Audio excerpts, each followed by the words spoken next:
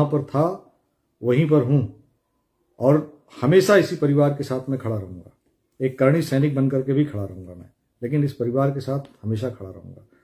दादा के साथ काम करने का मेरा अनुभव और जिस तरीके से हम लोगों ने काम किया है वो आने वाली पीढ़ियों को बताने में कोई दिक्कत नहीं होगी। आने वाली पीढ़ियों को, जैसे आप महाराणा के बारे में बताते हैं, आने वाली पीढ़ियों को आप बताइएगा कि सुखदेव सिंह गोगामेड़ी कैसे थे।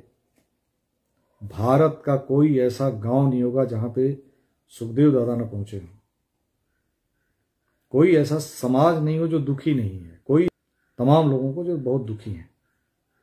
एक जघन्य अपराध हुआ है और उस इंसान ने आपके लिए बलिदान दिया है। तो मैं सभी से हाथ जोड़ के निवेदन है कि गोगामेड़ी आप सभी ज़्यादा से ज़्यादा संख्या में जो जहाँ पर हो अनुशासन में वहाँ पे ज़रूर पहुँचें।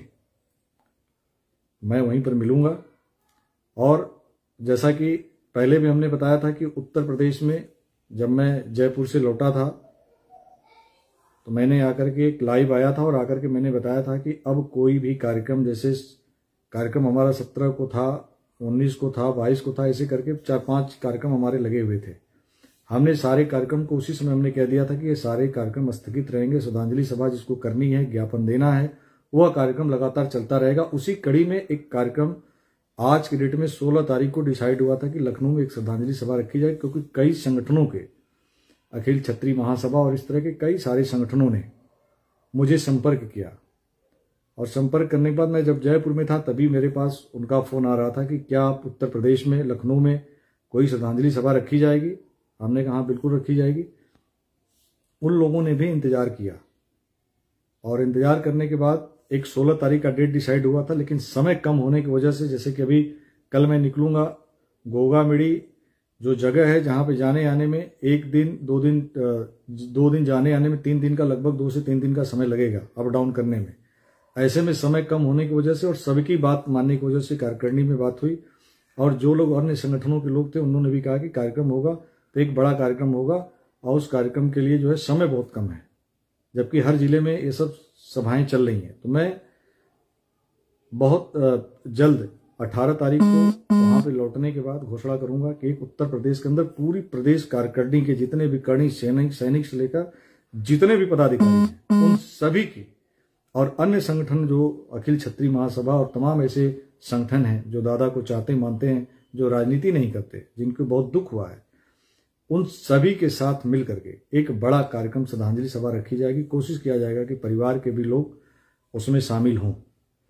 बात कहना चाहता हूं कि सुखदेव सिंह गोगामेड़ी जी से जो भी मिला होगा उसको पता होगा कि वो क्या थे। अनमोल रत्न भारत ने खोया है, वो अनमोल रत्न थे और सभी समाज के अनमोल रत्न थे। एक ऐसा व्यक्ति, एक ऐसा राष्ट्रीय अध्यक्ष, कभी भी फोन करो 2 बजे रात को फोन उठा ले। आजकल तमाम लोग जिले लेवल का रजिस्ट्रेशन कराए हैं, राष्ट्रीय अध्यक्ष बने घूम रहे हैं।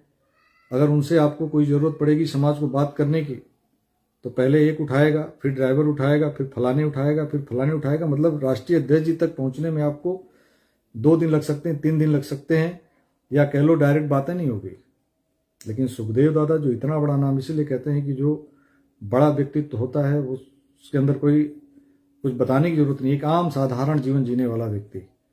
तो सुखदेव दादा के चरणों में कोटि कोटि नमन।